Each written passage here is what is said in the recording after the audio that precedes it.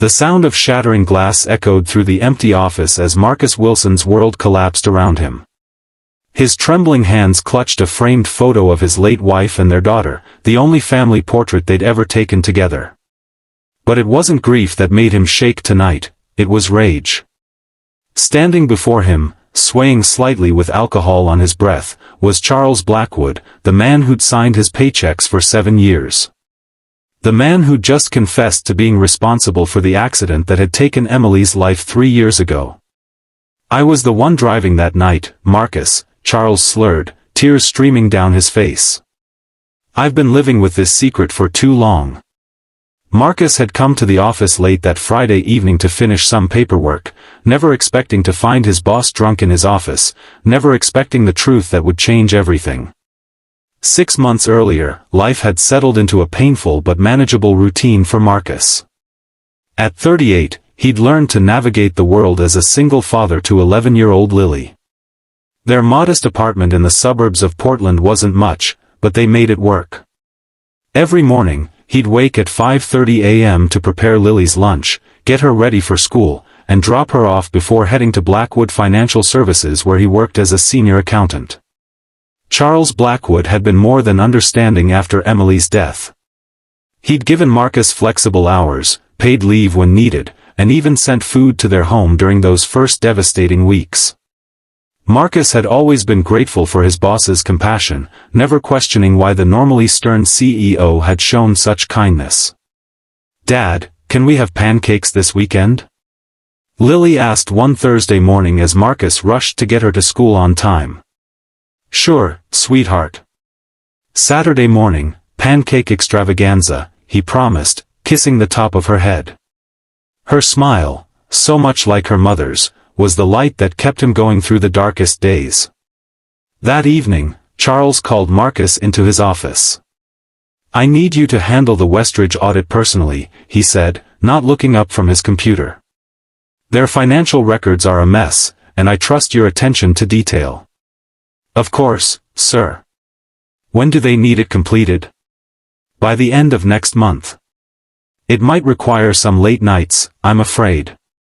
Marcus nodded, already calculating how he'd manage childcare. His neighbor Mrs. Patel had been a godsend, watching Lily when work ran late, but he hated imposing too often. "Is that going to be a problem?" Charles asked, finally meeting his eyes. "No, sir. I'll make it work." Charles's expression softened. "Your dedication has always impressed me, Marcus. I don't know how you manage everything on your own." "One day at a time," Marcus replied with the practiced response he gave everyone who asked. What Marcus didn't know was that Charles watched him leave the office that evening with a weight of guilt so heavy it was becoming unbearable. The Westridge audit proved more challenging than expected. For 3 weeks, Marcus juggled his regular duties with the special project, often staying at the office until well past dinner time. Mrs. Patel had been understanding, but Lily was beginning to notice her father's absence. "You promised we'd go to the Science Museum this weekend," she reminded him one Friday night as he tucked her into bed, having arrived home just in time for goodnight kisses. "I know, Lily Pad. I'm sorry. The audit is almost done, and then things will go back to normal." "You always say that," she mumbled, turning away from him. The words stung more than she could know. Marcus sat on the edge of her bed, gently turning her face toward him. "Hey, look at me. Have I ever broken a promise to you?" Lily shook her head reluctantly. "Then trust me when I say we'll go to the museum next weekend. I'll even take Monday off so we can make a long weekend of it." Her smile returned, and Marcus felt the familiar ache in his chest, the one that appeared whenever he saw Emily and their daughter's expressions. The following Friday, Marcus stayed later than usual, determined to finish the audit so he could keep his promise to Lily. The office had emptied hours ago, the cleaning crew had come and gone, and even the security guard had stopped by to check on him before returning to his station in the lobby. At nearly midnight, Marcus finally closed the last spreadsheet and leaned back in his chair, exhausted but satisfied.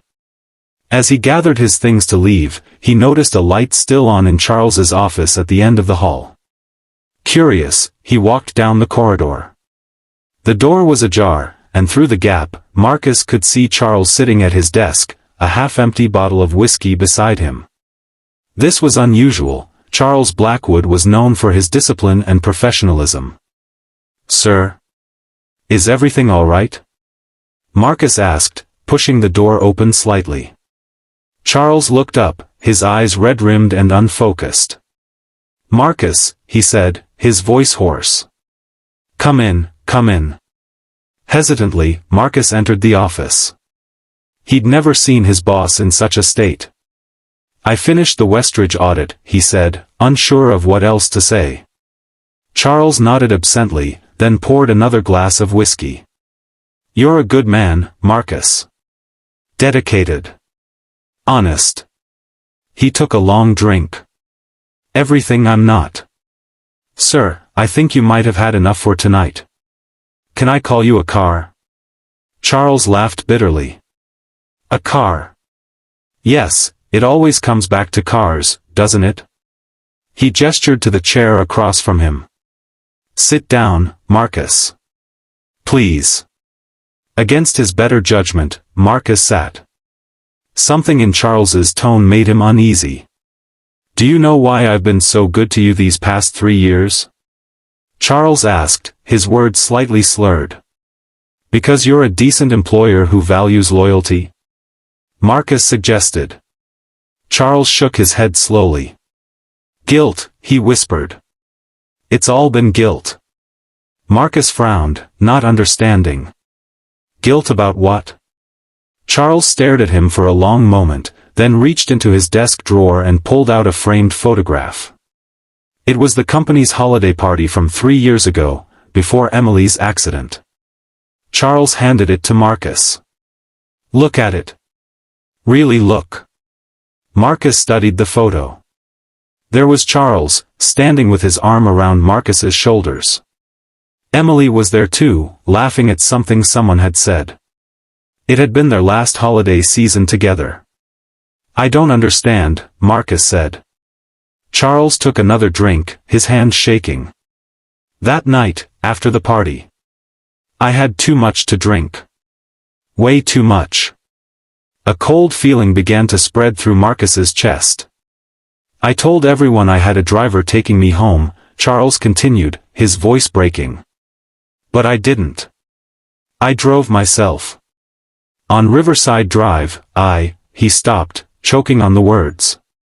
Marcus stood up abruptly, the photo falling from his hands and shattering on the floor.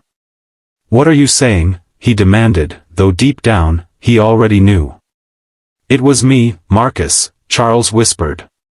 "I was the one driving that night. The hit and run that killed Emily. It was me." The world seemed to tilt beneath Marcus's feet. For 3 years, the police had never found the driver who'd struck Emily's car that rainy night as she drove home from her late shift at the hospital. For 3 years, Marcus had lived with the pain of not knowing, of justice denied. "You?" he managed to say, his voice barely audible. "You killed my wife?"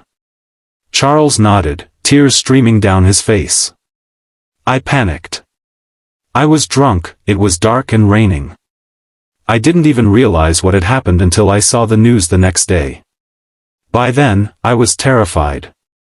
My career, my reputation, everything would be destroyed." Marcus lunged across the desk, grabbing Charles by his expensive shirt collar. "My wife is dead. My daughter has no mother. And you were worried about your reputation?"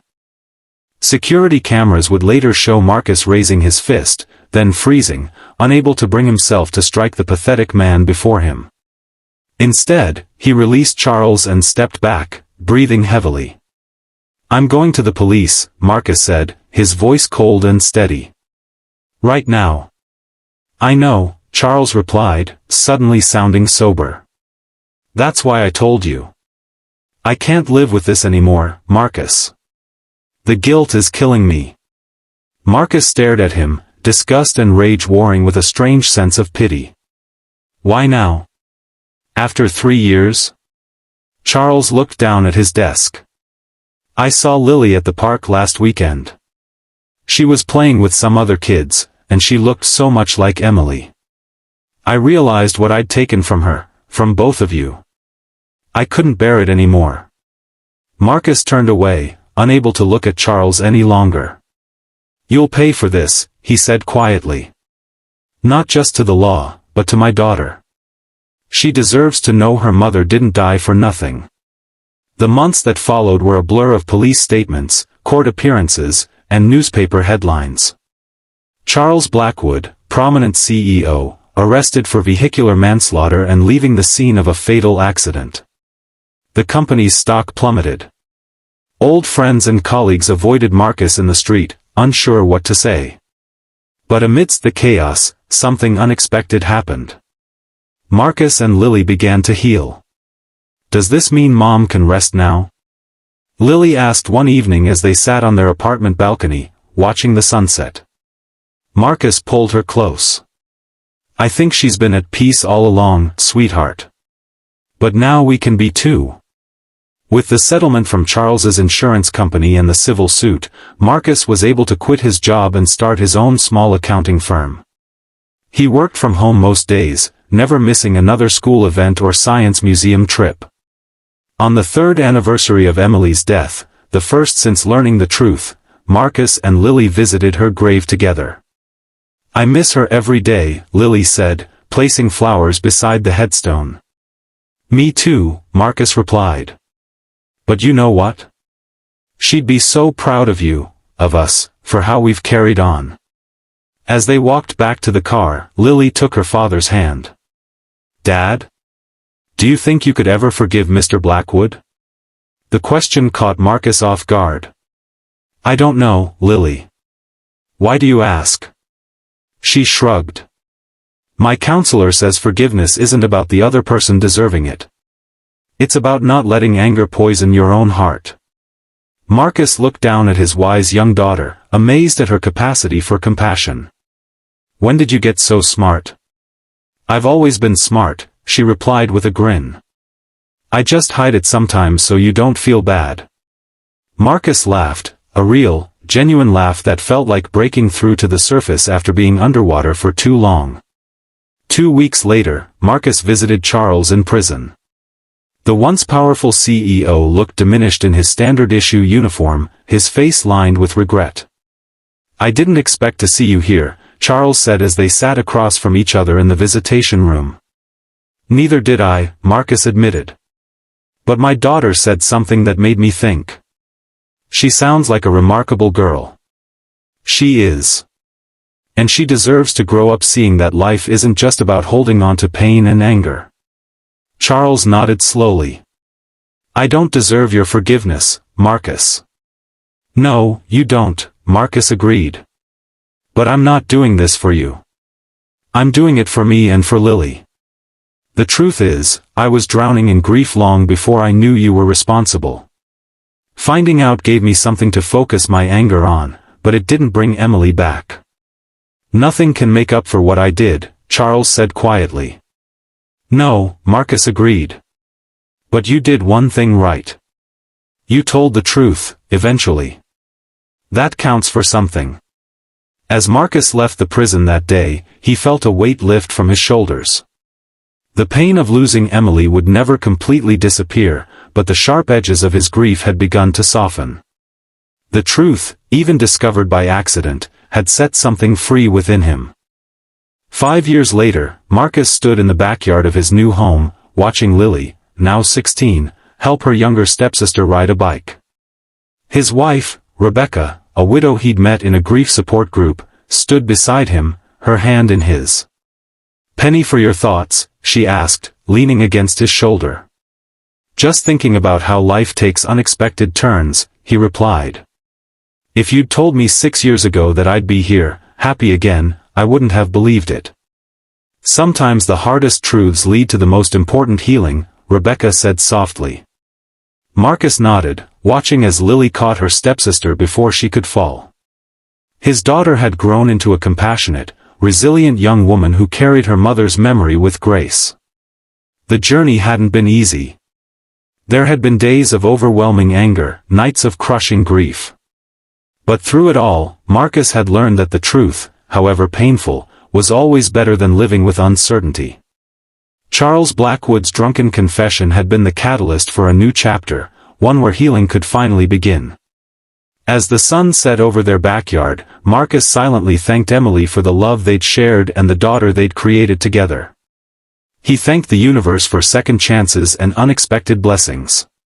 And somewhere deep in his heart, he even found gratitude for that terrible night when his boss's guilt, drunk but real, had finally brought the truth to light. If this story touched your heart or resonated with your own experiences of grief and healing, please consider giving this video a like. Your support helps stories like these reach others who might need to hear them. And if you want to join our community of storytellers and listeners, hit that subscribe button to never miss another journey of human resilience and redemption. I share these stories because I believe in the power of truth to heal, even when that truth arrives in the most unexpected ways. Until next time, remember that even our darkest moments can lead us toward the light.